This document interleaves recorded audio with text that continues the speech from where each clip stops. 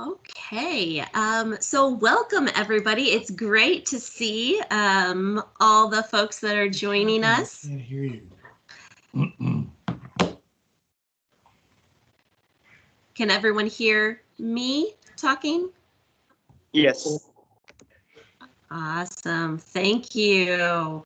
So definitely big welcome to Milby and Challenge Early. Worthing is up here a couple of times. Law and Justice, Milby, of course, Wheatley, and Austin. So far we have some really great representations from some amazing schools, and we're so glad that you're here.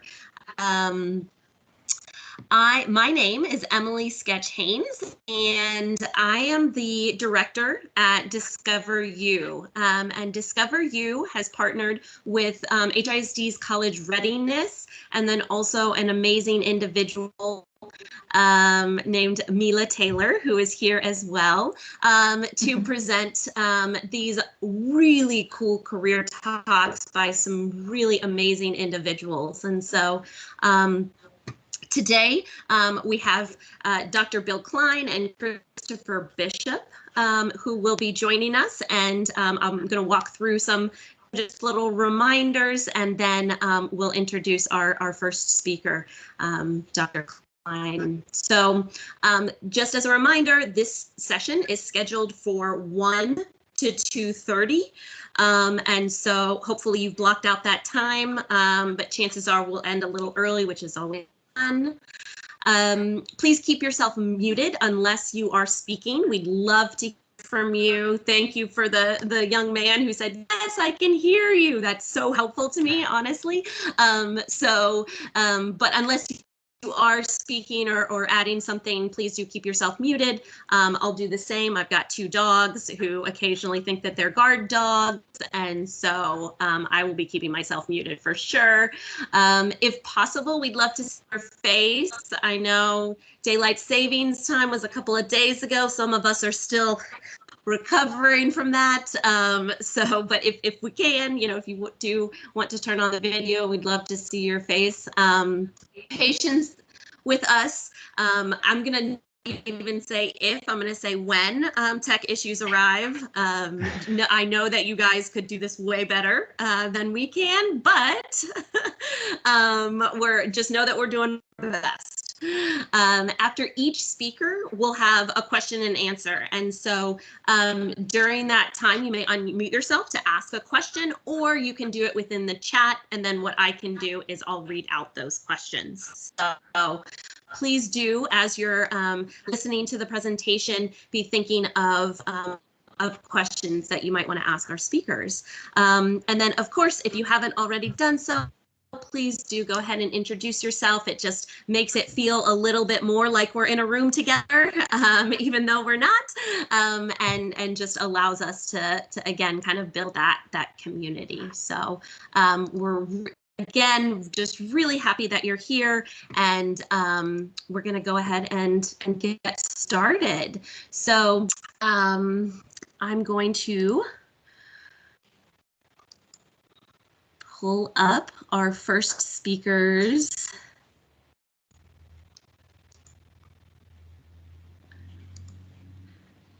All right.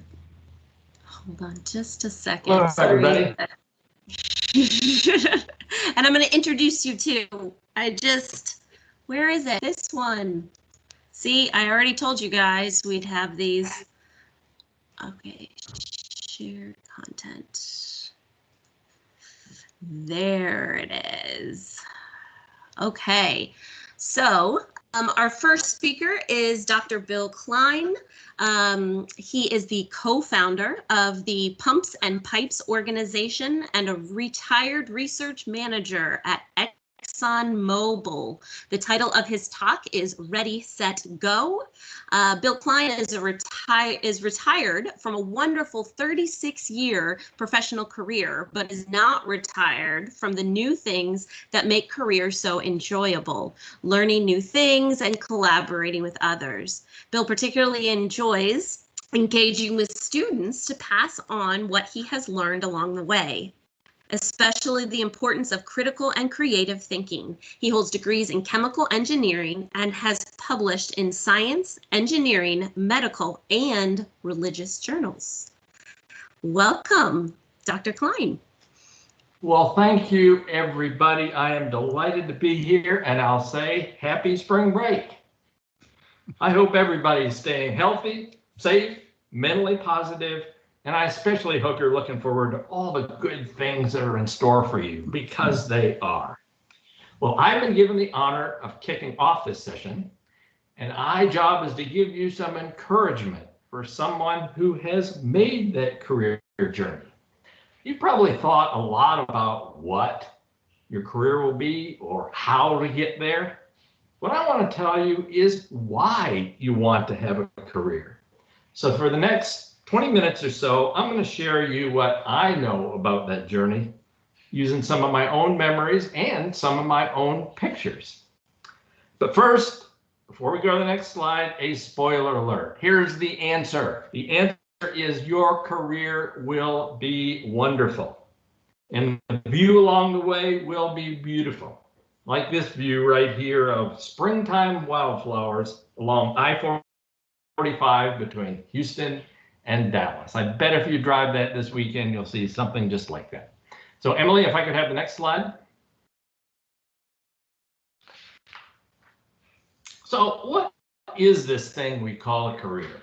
And I'm sure you thought a lot about that, but here's my definition. A career is one part of your life's journey, just one part, that enables you to say, I am part of that. And I think it's as simple as that. And that is my wish for you, that whatever you choose to focus your time and attention on, be it science, art, anything at all, that you become part of it and it becomes part of you. I think that's the difference between having a career, between working in a field and having a career in it. Next slide.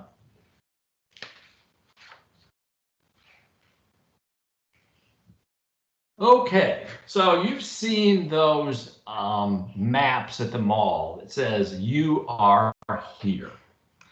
Well, I tried to find a picture that for me captured where you are as you embark on this journey, on this career journey. And I found this picture. This is a trailhead that I took in 2017 while I was visiting Israel. It's a very, very famous trail. It's near the Dead Sea, and it leads up a really, really big hill called Masada. You might have heard about it, where the rebels held off against the Romans in AD 70. And on the top of that is a fortress. Well, in 2017, I climbed Masada, and I did it on my 65th birthday, which I like to brag about. But what I learned from the experience is this.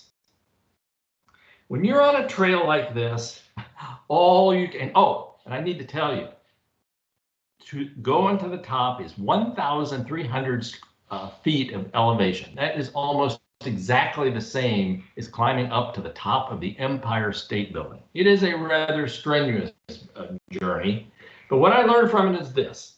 When you embark on a trail like this, all you can do is put one foot in front of the other and enjoy the experience. So, next slide.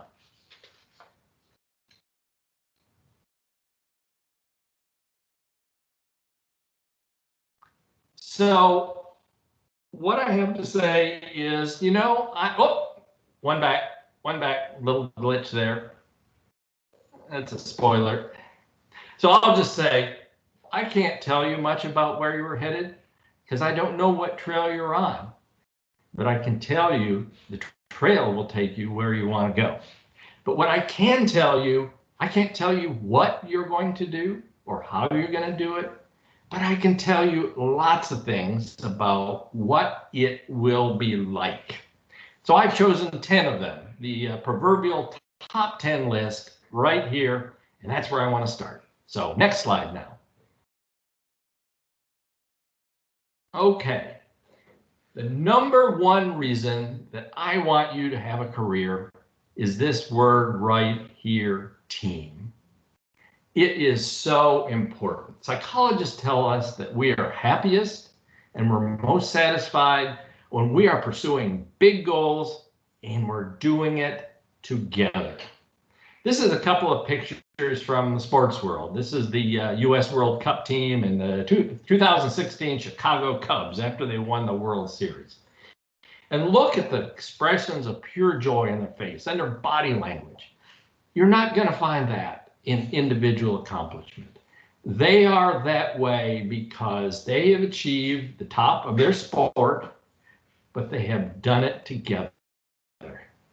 I don't know if you watched the landing of the Mars rover Perseverance and saw all the people in the Jet Propulsion Laboratory watching it and the way they erupted after the lander successfully landed. It was just like that. I can tell you a lot of things about a career, but if I had to tell you one thing, this is what I want for you. Next slide. The next thing I would like for you to have, and psychologists tell you this is one of the most satisfying experiences we can have, is to have a voice. And when you have a career, when you are engaged in a career, when you're part of that, you do have a voice. You have an objective and you have something to say about it. And people listen. And I can't emphasize how satisfying that is. You can have a voice in many ways. It may be what you present. It might be what you write, or it might be what you create. But you do have a voice. And when you have a voice, this is also important, you have a legacy. Not just a published paper legacy or a YouTube legacy, but the things you do along the way are often very enduring. Here's a fun fact. One of the most obscure facts I can tell you is that, did you know I actually invented and published a physical constant, a physical dimension that's in the literature? It's called the point of zero catalysis. It has something to do with colloid science. But the point is, if you Google it, point of zero salt catalysis, it pops up right away with my name on it. How satisfying is that? I use it regularly to impress the grandchildren. But I want that for you. I want you to have a voice. Next slide, number 3. Memorable moments. This is one of the coolest things about a career. Remember, when you're in a career, you're part of something and you're working with other people and you are making things happen. Some of them are the most incongruous moments you ever saw, like this one. This is an oil well model in an MRI machine in Methodist Hospital. Who would have ever thought those two would get together? Well, that's what we do in Pumps and Pipes, and you can be sure this made it in the Houston Chronicle and a lot of news outlets. But there are other type of memorable moments. Do you know what it's like to look through a microscope and to see something nobody has ever seen before? Or a telescope, or to understand something, to come to an understanding? Those are all memorable moments, and that's what working in a career affords you. I guarantee you will have them, and you will relate them to students someday too. I wish that for you. Next slide. And along the way, you are going to meet some really interesting people. And once again, I will guarantee it. I don't know who they will be, but because you are part of it and other part of it, there's going to be a lot of interesting people and famous people that you're going to meet. This is a slide I pulled up. These are some of the friends I have through Pumps and Pipes, and all of them are really interesting in their own right. But I might note, again, I show this to the grandchildren, that the person on my left shoulder is none other than Buzz Aldrin. Second person on the moon. I'm a chemical engineer. I worked in oil and gas, but somehow along the way, I managed to meet 4 people who have walked on the moon. How cool is that? I can tell you, really interesting people are really, really cool. Number 5. And now we're getting serious. Now we're getting serious. Awesome gear.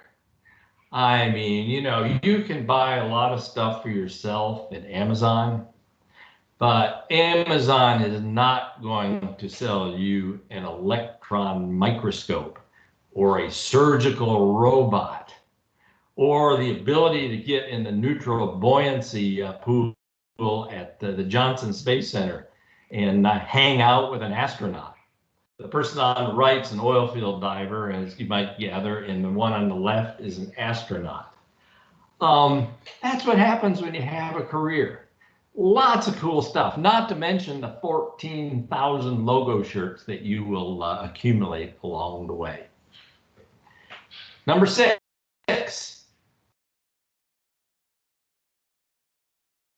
Cars.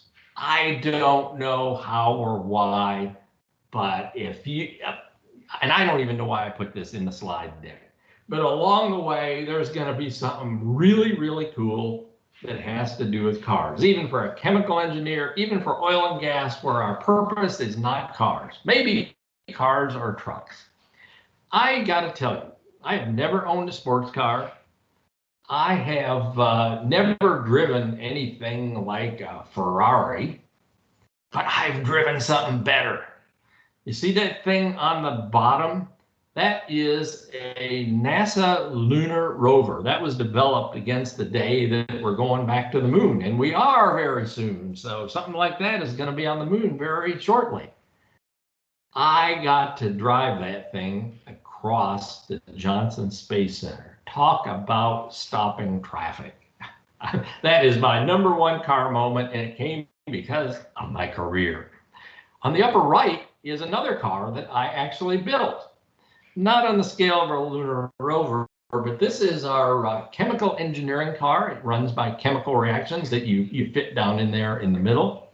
And it's part of something we call Tour de Iodine, which is an activity for high school students that maybe in another forum I hope to introduce for you, and maybe you can be part of the competition too.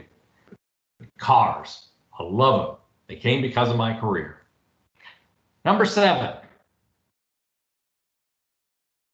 15 minutes of fame.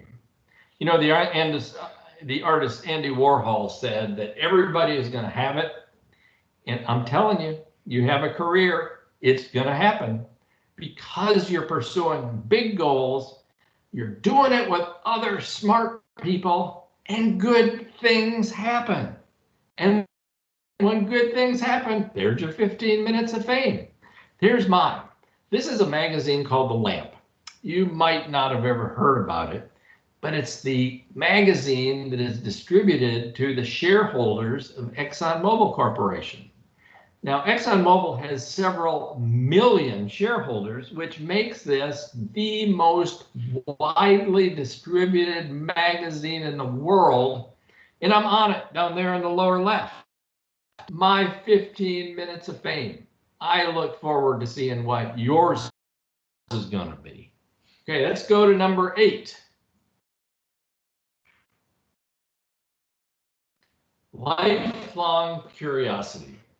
You know, in my introduction, it said that I'm retired from going to work every day, but I am not retired from curiosity, learning things, and doing really cool things. So here's how my wife caught me one day. She took the picture. I'm out in the driveway, firing off a trebuchet, that I made out of PVC pipe. A trebuchet is a medieval catapult. And there on the right, I managed to go to my computer. I did some slow motion photography using my iPhone and plotted this with some free software on the internet. What a wonderful day. This is part also of the Trebuchet Challenge, another competition for high school students that I hope to tell you something about in another forum. But the point is, you're going to spend your whole career learning about things you never thought you'd have anything to do with. You're going to spend your whole career trying to figure them out, looking for data and so on. And just because you do something else does not mean that's going to stop. I am forever grateful for my career, for teaching me this and giving me the really satisfying life I'm having now. And number 9,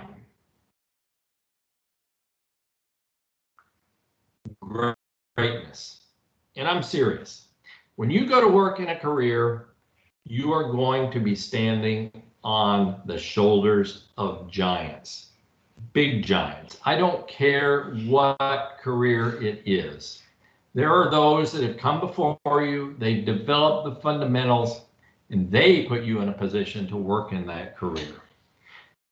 This is a picture of a Roman arch. The Roman arch is probably the single most important invention, in my estimation, that makes civilization possible, at least civilization and building structures. It allows great weights and for the first time for people to build vertically as well as horizontally. And you're going to find greatness in any field, not just in the past, but in the present and the future, because that's what we're working toward. Big goals. You're not going to work a whole career in an area or several areas just to do minor things. You're chasing big goals, and you are going to come in contact with greatness. And chances are, part of that greatness will be you. Once again, I so much wish that for you.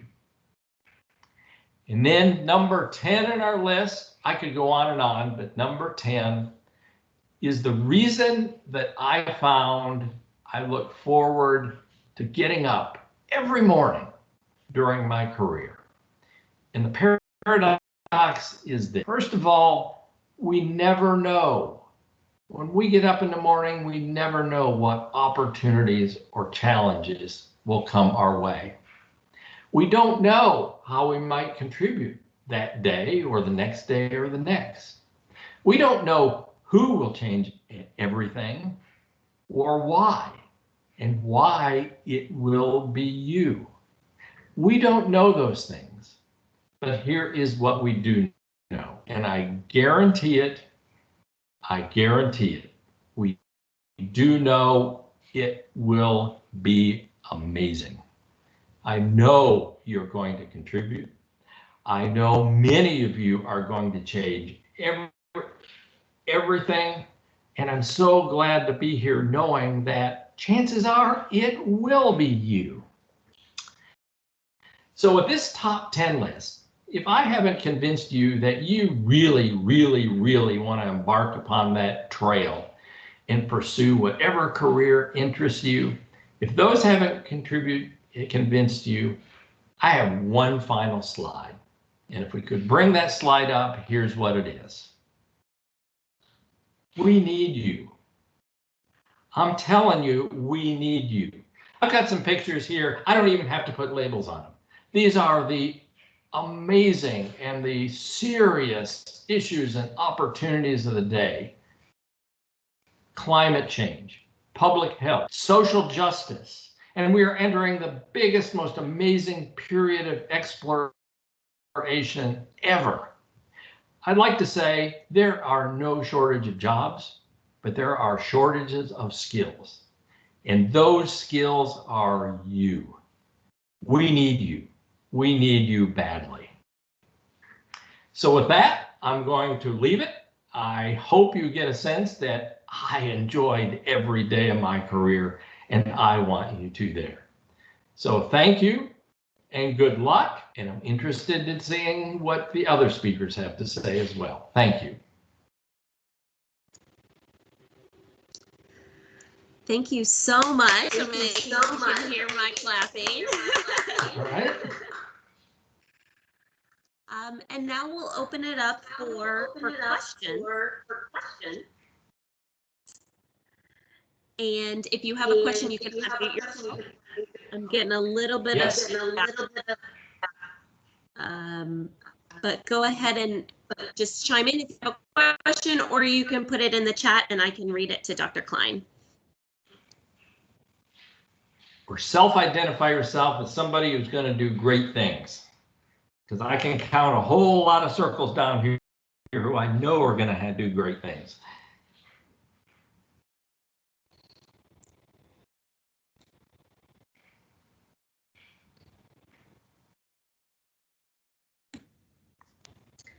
And as folks are beginning to work up their courage or what have you, I do have one question for you, Dr. Klein, Okay. myself, which is, you talked a lot about the careers, right? And I think, Yeah. can you maybe talk a little bit about what you see as the difference between a career and a job, or maybe there isn't? Yes, there is. A career is being when you are part of it and it is part of you. And you know it when you see it. A job comes in and there are requirements for the job and you do them and you might do them very well, but you're not part of it and it's not part of you. When you have a career, you're part of it. It is you. You want to do more, you want to go deeper, and you want to enjoy it. And you may have several careers. I consider myself as having several careers. I worked for 36 years for ExxonMobil, most wonderful experience in my life. But now I'm doing a lot of other things. I'm working with students and I'm studying about rural health care. And I'm learning about climate and trying to do things like that. I'm participating in social justice things, all of those. And I try to be part of it and I want them to be part of me. I consider that a career. It's not doing it's not exactly what you do. It's not about the money, although that's part of your life that's important. It's about being part of something. Awesome, thank you. And we do have some questions coming in through the chat, so I'll relate them over to you, Dr. Klein. So the first question that came through from Nicholas, he asks, before finding your career, what other things did you do?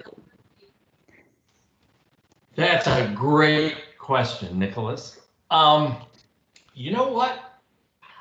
I found a trail and I started up that trail. I don't know if I'm proud to say this or embarrassed to say this.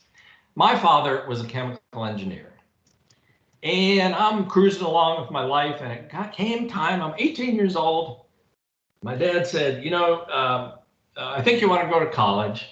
And I thought, oh, Dad, what do you think I should do? Well, why don't you try chemical engineering? I said, okay. I didn't give it much thought, but I started on that career. And I found chemical engineers do a lot of things. I found it was kind of hard. I thought, well, that's a good thing. It's hard, you know, not very many people will be in this field. And I ended up, but I became a chemical engineer, chemical plants, etc. And then I found a job. I found a job with ExxonMobil in drilling. Didn't have anything to do with chemical engineering. And then later I got involved in pumps and pipes and I found out about medicine and I found all the cool things at NASA. And so here's what I'm telling you. I did not agonize about starting on the path. I found a path and it took me where it went. But that path can take you lots of places. So sometimes I tell people, you know, it doesn't really matter what path you start on. Just make sure it's interesting and a bit hard. And it'll take you and you will take yourself. Don't overstress it. I'm sure your guidance counselors are cringing right now. I love that idea. Make it hard. Yeah, challenge yourself. We have a question from Anthony, who is, and I love this because it's at least to me sounds like more of a technical question. Do you use, is it Linux or Linux? You'll see that Linux. I have a degree in literature.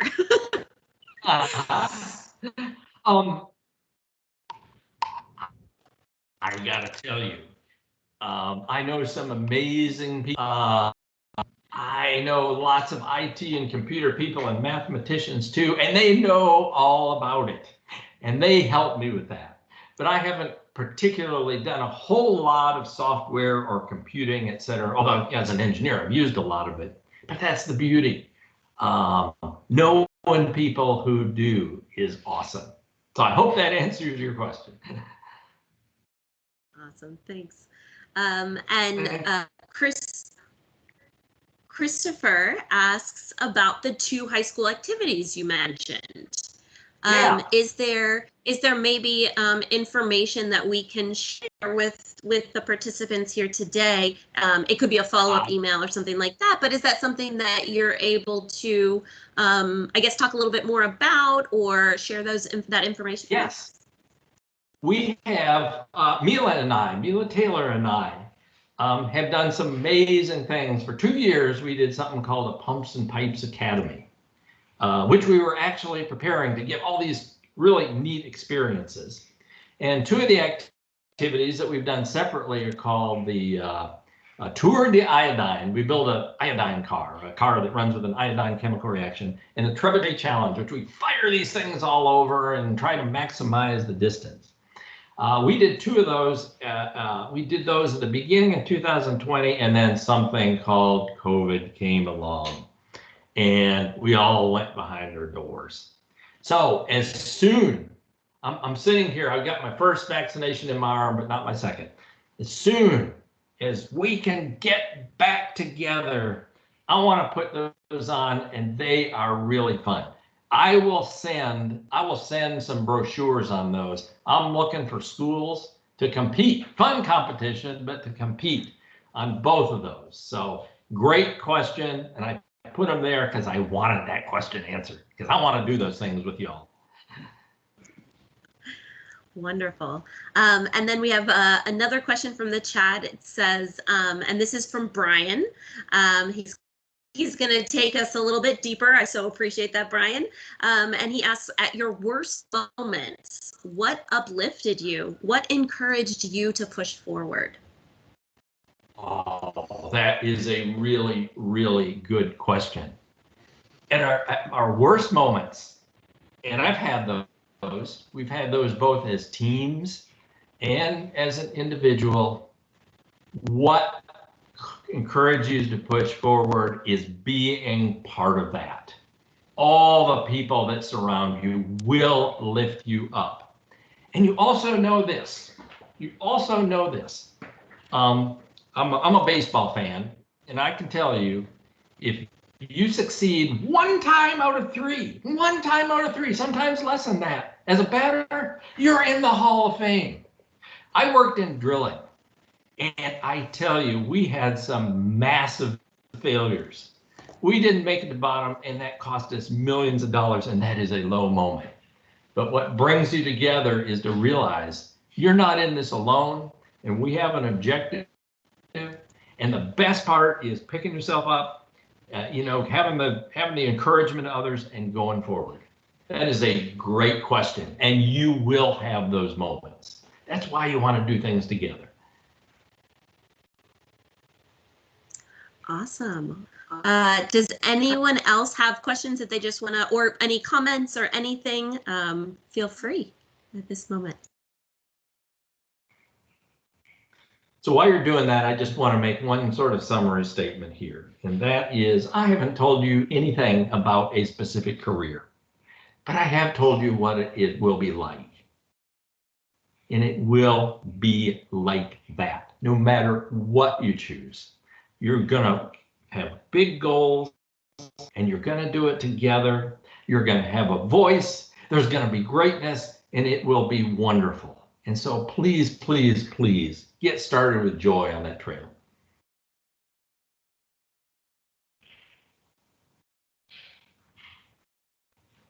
Oh.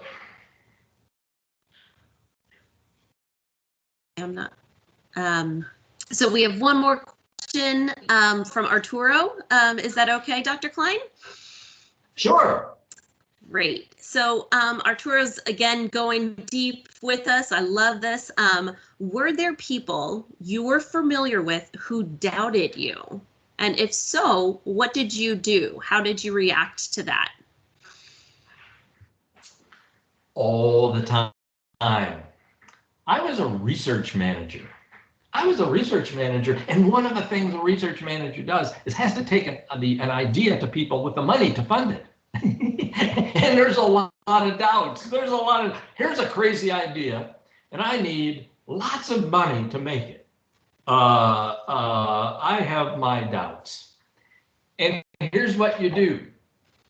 Just like anything else, give me a chance, give me part of that. Give me some milestones. Let me show you. Do a little bit about it.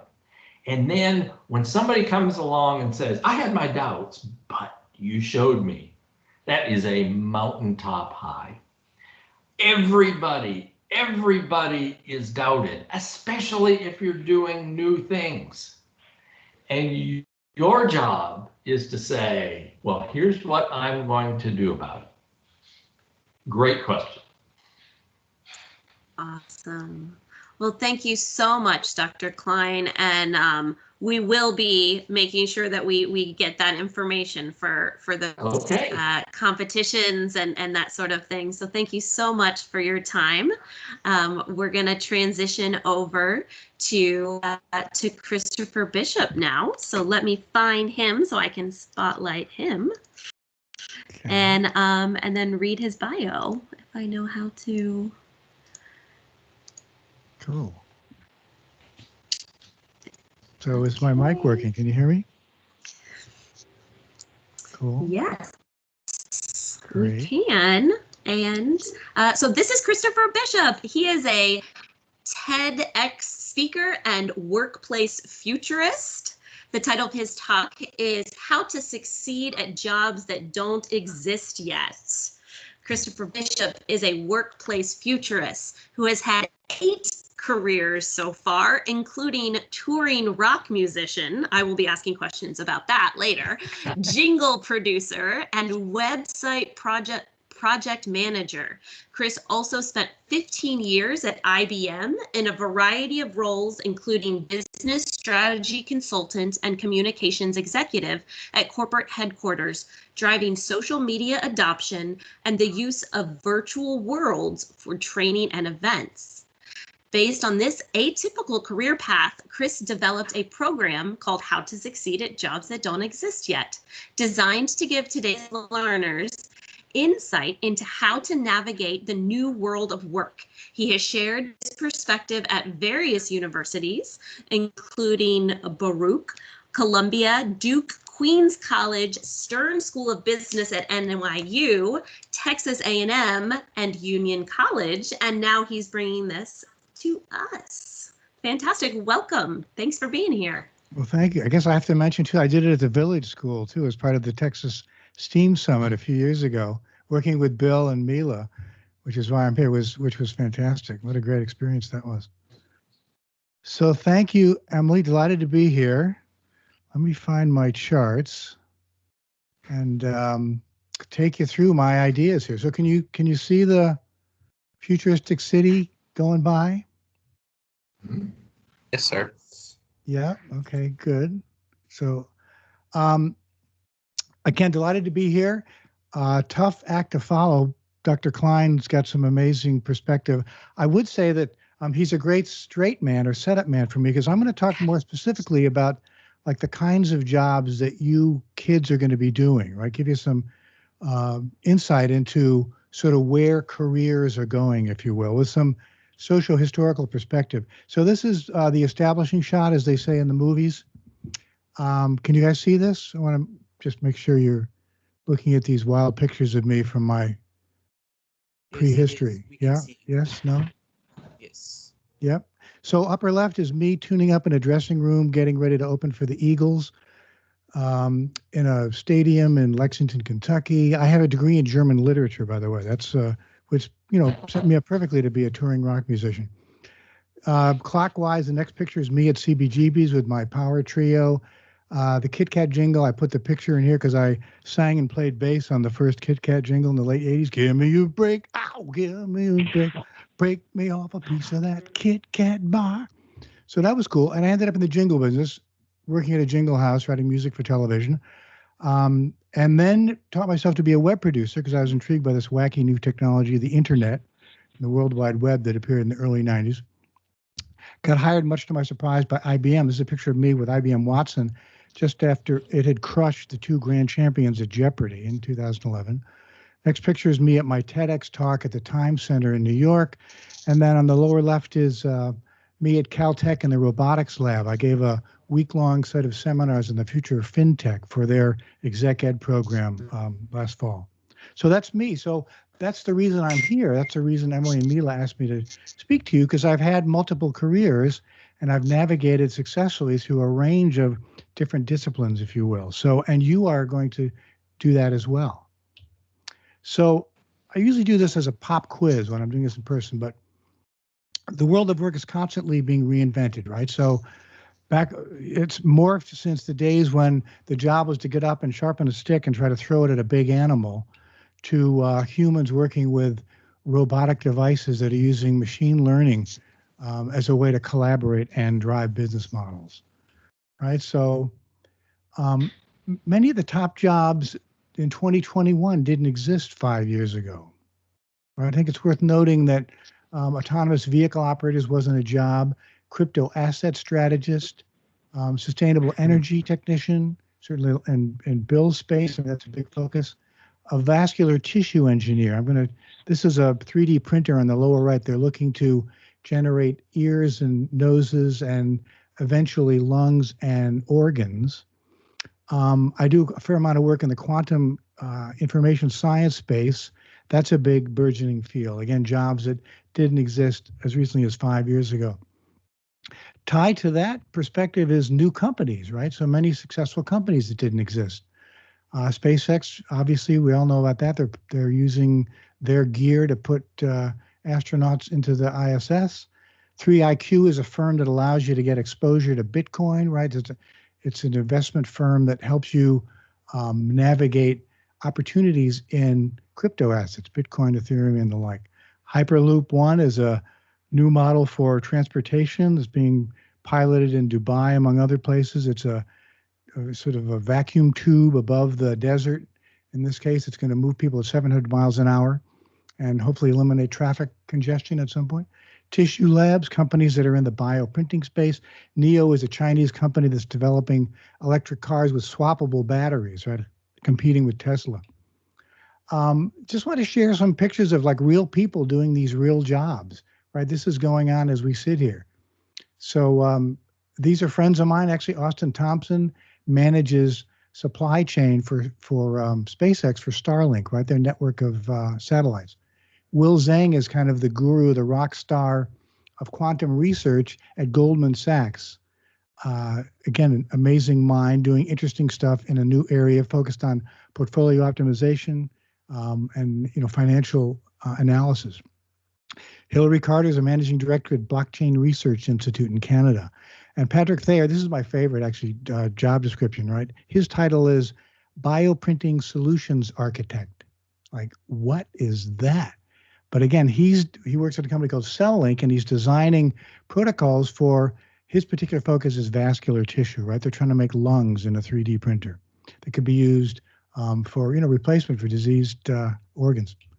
So here's a pop quiz.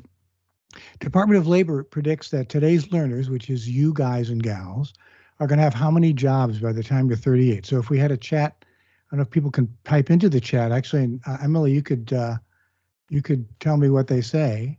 So what do you kids think? How many jobs do you think? So Bureau of Labor Statistics is a governmental agency, right? Public sector. They have, in theory, no agenda. They just capture the data and publish it.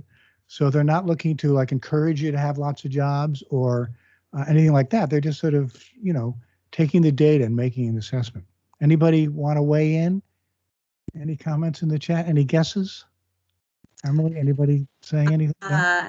Anthony, he said 4,556. Okay. He might have already started his Caitlin says 36. Nicholas says 500 to 600. So I think this upcoming generation definitely feels like they're going to have a bunch. I know for myself, I've probably had about 6 jobs so far. So those are big numbers. So the actual number, again, this is a point in time view and just their perspective. So take it with a proverbial grain of salt, but they say it's going to be like 8 to 10 by the time you're 38. And I think the key message is not because you have to, but because you can. Again, back to what Dr. Kline was saying, there's lots and lots of opportunities to do really interesting stuff. Some of you will have more, some of you have less, right? But that's the sort of the range. So keep that in mind as you think about careers and jobs and skills as well. So we'll talk about that a little later on. Just for perspective, research says that 85% of the jobs that you guys and gals are going to do in the next, say, 20 years or so haven't been invented yet. You're going to use technology that doesn't exist. So things like implantable medical devices, holographic learning tools. This is a vertical farm rendering. And you're going to use it to solve problems we don't yet know are problems. So as long as there are problems, they're jobs, right? And problems are constantly evolving and morphing. And what that represents is exciting career opportunities, right? So what do these emerging careers have in common? Where's the nebula where they're being created? So I like to say it has 3 criteria. It's driven by tech for sure. It's 2021, right? So it's everywhere. It connects unlikely disciplines, and I'll share some ideas about that with you. And it's going to require old skills and new skills. So they're going to be a set of things you know how to do. They're transferable, and there's going to be a delta, white space, if you will, where you're going to have to learn something new. So at the middle of those 3 intersecting my Venn diagram here is where new careers are emerging. So let me give you some ideas about where I think this is going. So let's say you're into mechanical engineering and pharmacology, right? So a career that's appearing is nanopharmacy. They're creating devices. There's a device called neural dust, which is the size of a grain of rice, that they implant in your body. It generates ultrasound. There are similar tools, micro nano robots that they put in your bloodstream, and they do things like this animation is showing, like breaking up a blood clot. But it allows pharmacology, medicine, right, to be delivered at the molecular, even atomic level using nanotechnology. So the 3 chemists who won the Nobel Prize a few years ago won it for nano machines, worth noting, right? How about maybe you're into urban studies and mobility? So back to the Hyperloop concept, but ways to reduce urban congestion. You might be designing devices like this, right? These kinds of devices might be moving through cities. They could be offices, they could be apartments, they could be workspaces, certainly. They could be restaurants, they could be shopping locations, but as a way to rethink how people get around and operate and interact in urban settings, right? How about robotics and law? This is a really interesting space. Who's responsible, say, if this robot drops a 10-pound box on a worker at an Amazon warehouse, or this one breaks a piece of grandma's antique Waterford crystal while it's loading the dishwasher, or this robot steps on your cat on the way upstairs carrying the clean laundry to the bedroom. So somebody's got to manage where the proverbial buck stops. Is it the company that built the robot? Is it the software designer? Is it the company you leased the robot from? Are there going to be robot lawyers defending robots in court? Hard to say. There's a website, Moral Machine. Maybe you could share that link in the chat.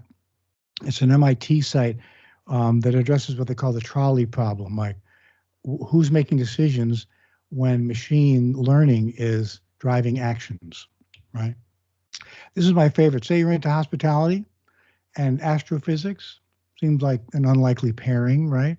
But there's a company called Orion Spar that's planning to put up a space hotel. It's going to have like 2 crew and 6 guests. It'll orbit the Earth for, I think it's 5 to 6 days.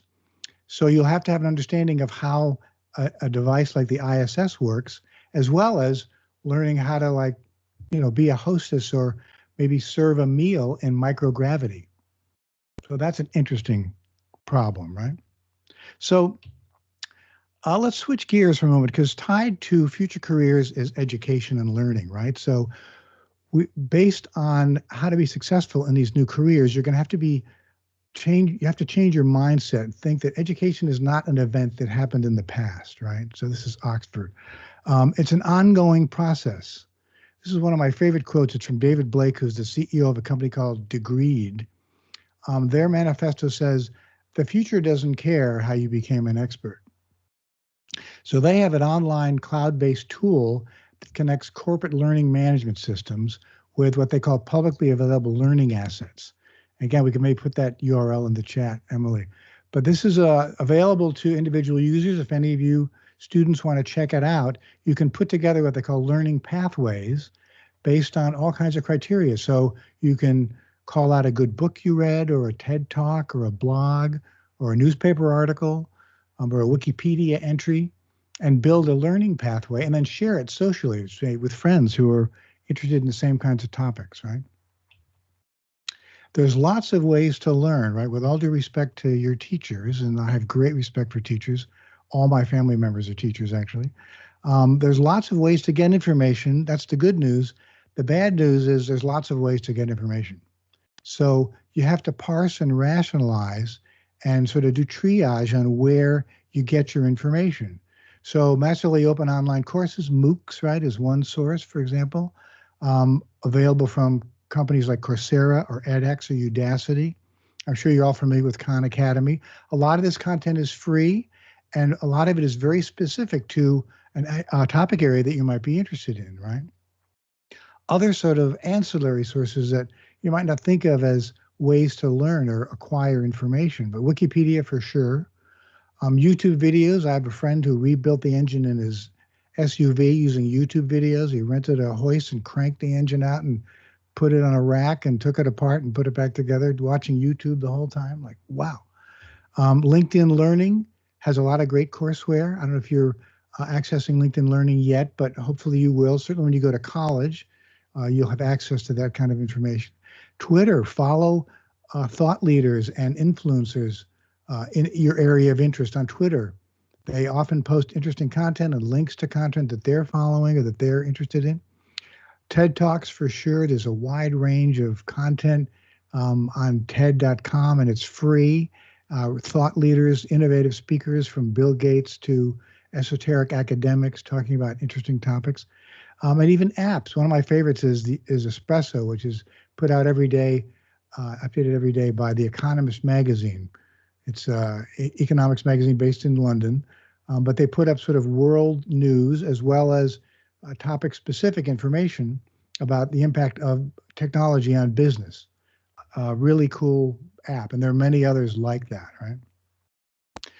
The net is, so this is Laszlo Bock. I'd like to share this quote with you. He was the former senior vice president at Google of people operations. He's since left actually and started an HR company called Humu. But he says, the world only cares about and pays off on what you can do with what you know. And it doesn't care how you learned it. Back to the greed, right? This will be true no matter where you go to work. Companies like Udacity and Coursera offer things like nano degrees and certificates of completion. And more companies look to those kinds of skills, representation, as opposed to just a 4-year college degree or a 2-year college degree, community college, or however else you learned a skill. If you can demonstrate that you know how to do what you say you know how to do, it'll improve your odds of getting hired at your next job and the one after that and the ones after that. There's a great interview with Laszlo Bock that Thomas Friedman conducted in the New York Times. We can put that URL in the chat. Students might want to check it out. He describes what it takes to be a Googler, right?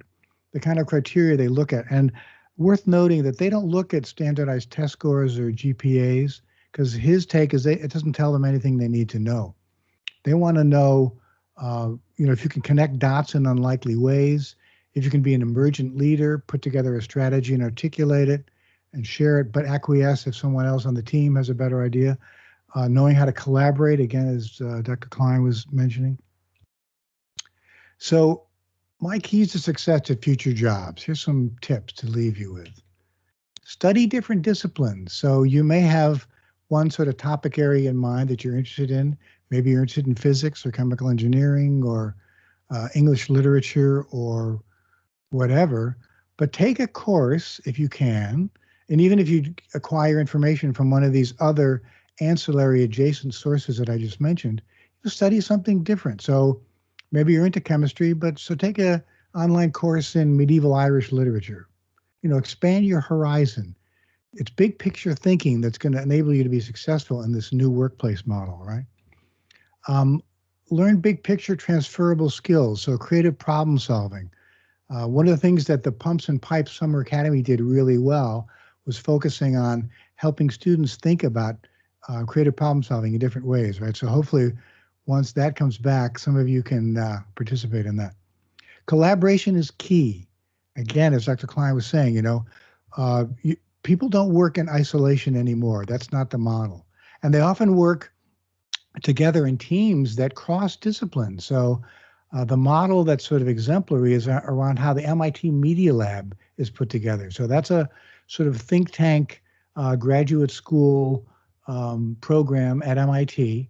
And often the teams will have people from a range of skills. So they'll have an anthropologist and a physicist and a graphic designer and a musician and maybe a coder and maybe an ethnographer. And that's how they come together to solve problems, by bringing different skill sets and different experiences and different perspectives to bear to get to end of job, to solve the problem. The other thing I would say is embrace ambiguity, because as we're saying, we don't know what jobs you're going to do, but they're going to be interesting for sure. So be ready, take a deep breath and be ready to shift and change and adjust. And finally, I would say, be ready to learn, unlearn, and relearn. So again, learn, figure out what skills you need to acquire, what information you need to access. Be prepared to unlearn something you might know, something you might, the way you might do something, or the way somebody at a company might have done something for years, and be ready to say, well, how about if we do it this way? And then relearn. Identify gaps in your knowledge. What do you need to learn to be successful at the next job you're going to do? I can bring this skill. I know how to do this, but I've really got to figure out how to do that to be successful in this next career. All right. So with that, I'd say see you in the future. Follow me on Twitter. Send me an email. I'm happy to talk to you further about any and all of these topics. And I hope you found this helpful and beneficial. So delighted to speak to you. Awesome. Thank you so much. And we'll, again, like the last presentation, we'll have time for opening up for questions. I'll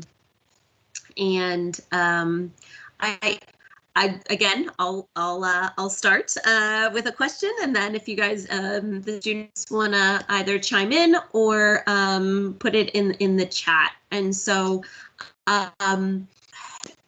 Chris, you seem to, I don't know if you saw my face as I was like, this was so amazing to just hear about all of this stuff. But my question for you is, and you may or may not know this, but what,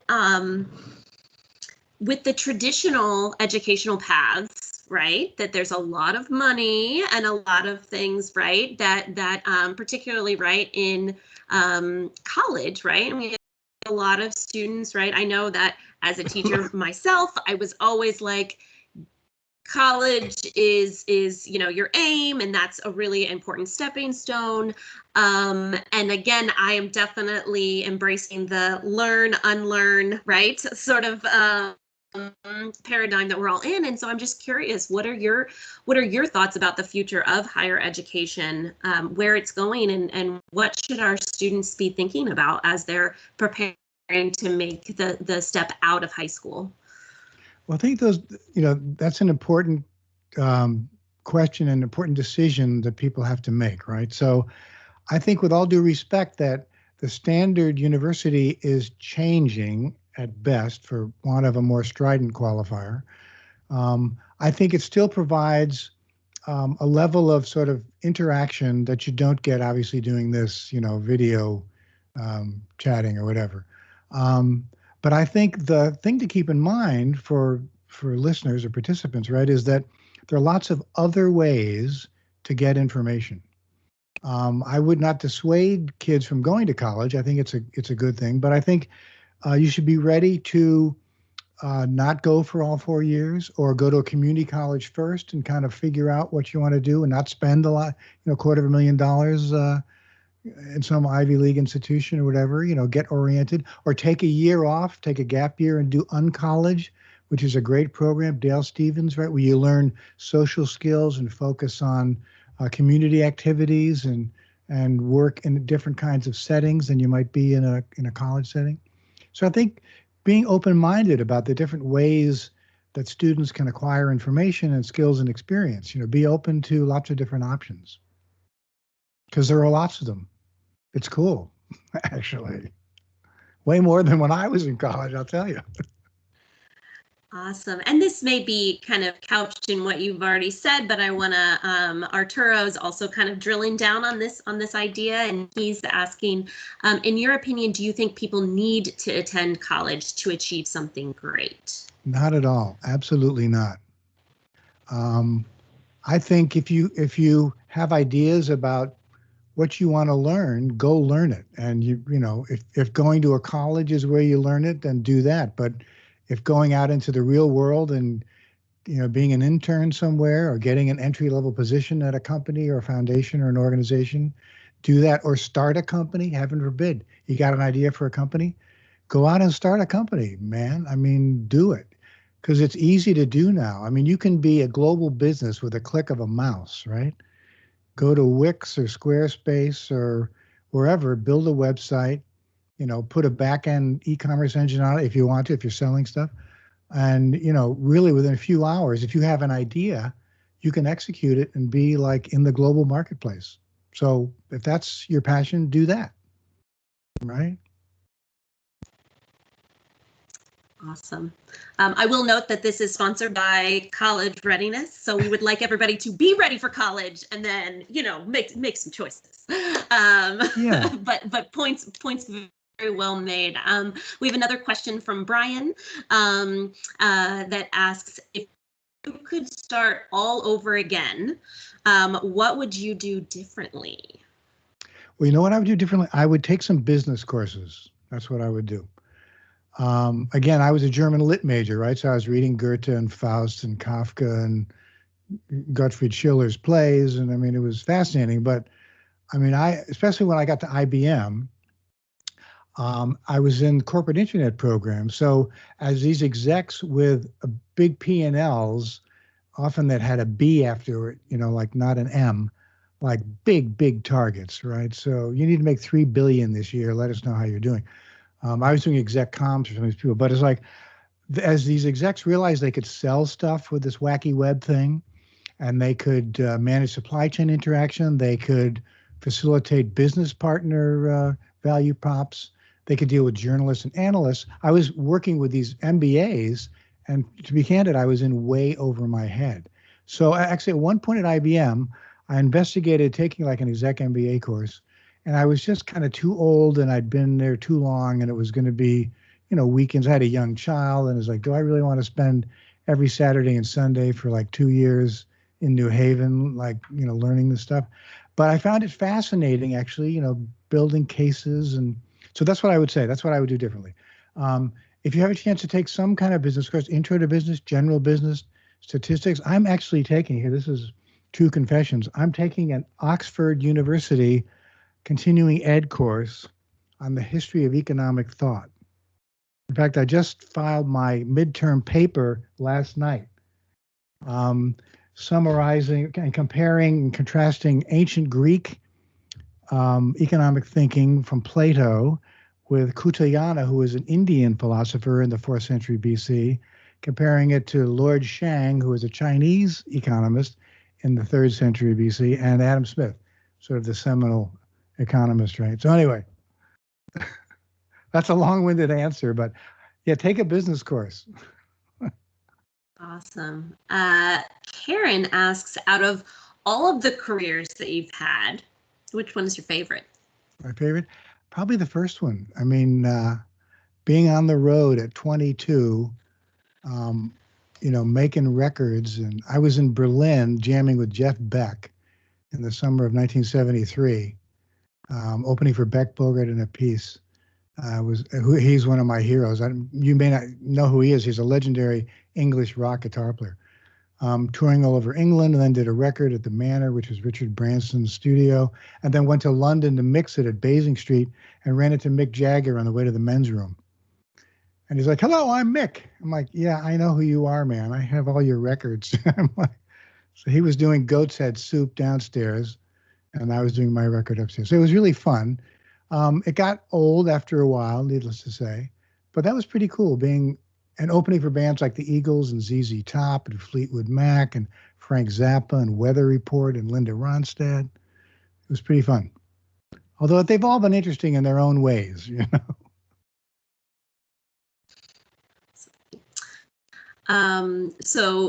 Christopher is, I think this is, again, it's on our minds, right? It's on students' minds. So coming back to kind of the college question. And so he's asking, which would lead to a more successful career then? One where you go to college or one where you kind of do it on your own? I'd say it's an individual decision, right? So there isn't sort of one size fits all. It's like, what are you comfortable with? I mean, I would say if you're into going to college, you should definitely do it. I mean, you'll have experiences there that you won't have in any other setting. You'll meet people that you won't meet in any other setting. You'll meet professors. You'll meet really smart professors, that'll give you guidance and insight that you would never get. But if you're not into going to college, then, do something else, like maybe go to a community college, something local that's not as, transformative or traumatic or whatever, and kind of, get a sense of what that kind of academic setting is like. Or some of you may not want to go to college at all. Maybe you have a business idea, or you want to start working right away. I mean, like if you had the chance to intern at SpaceX or go to school, I would do that. Now, that said, I love to cite this story. A friend of mine who was a very talented piano player, a composer, had the choice to either go to Juilliard or Harvard, right? He's from New York. And so Juilliard is a conservatory, right? And it's, practicing 8 hours a day and studying composition and orchestration. So he was like, well, I mean, I could do that. Or what he ended up doing is he went to Harvard because Leonard Bernstein was lecturing and teaching a course on sort of, the history of orchestration. So he's like, I'd rather sit and listen to Leonard Bernstein. I can practice 8 hours a day on my own. But to sit and hear, someone like Leonard Bernstein, legendary composer, conductor, New York Philharmonic, West Side Story, on and on. So anyway, so I would say, again, those kinds of factors should be considered when you're thinking about where to go to school and what to study, right? What the impact will be, what you'll learn, what the setting is like. Absolutely. Great questions. Are there any other questions that you have or comments that you want to make based on Chris's presentation? No, so I want to say two things, if there are no more questions, right, in summary. My general mantra over these 8 careers, over 45 years, has been sort of 3 or 4, if you will. Chase the maelstrom, find the chaos, go for the mayhem. So by that, I mean, go where they don't know what it is yet. And it being, traditional business models. Like go out to the bleeding edge, find where they're doing really cool, interesting stuff. Again, as Dr. Kline was saying, like, where are they doing really cool stuff? And then you can not only be employed, but you can contribute to it and be creative. Again, the STEAM thing, right? So combining creativity in the arts and science, those are the settings where you'll be able to do that most easily. So that's my general guidance. The other thing is, I would say, you guys and gals are going to do stuff that's going to look like magic to me. So get to it. I want to see it. Compared to what I was able to do when I graduated from high school, I mean, we're in a whole new realm now. The intersection of focus areas driven by technology is going to enable you kids to do really cool, interesting stuff. Not only it's going to be fun, but it's going to have a positive impact on the planet and more broadly on humanity. So get on it. Come on, let's see it. Awesome. Thank you so much. And I have to say that after your talk, you have put yourself in my my top 5 like dinner party guests. So Well, the next time you're in Houston, yes, do let me know. This has been just amazing, and I do want to some of the things that Chris talked about are going to be kind of followed up on, and some really cool stuff for the next couple of sessions. Tomorrow we'll be hearing from a facilities engineer at Chevron, a chief product officer at One Creation Corporation. That's AI and ethics. So going back to the robot lawyers situation on Thursday, we have Stephen Pierce, who, if you guys want to talk non-traditional educational path, Stephen's your man. He has had quite a road to get where he is, doing both art and science together, and as well as Jancy talking about passion versus paycheck, because as much as we love to follow our passions, we all know that at the end of the day we need that direct deposit on the 1st and the 15th, and so we really encourage all of you that are here with us today to come back on Wednesday or Thursday or both, and kind of get some more really great information. So again, thank you to our speakers today, and hopefully I'll see you guys tomorrow. Thank you. What's great, students, is that if you are a part of our channel, you'll have all of those resources. The links that I provided from Chris's talk will also be there as well. So you can kind of return back to them and all that good stuff. Okay. Wonderful. Okay. Thanks everybody. Take care. Bill. Thanks. Awesome. Well, hi.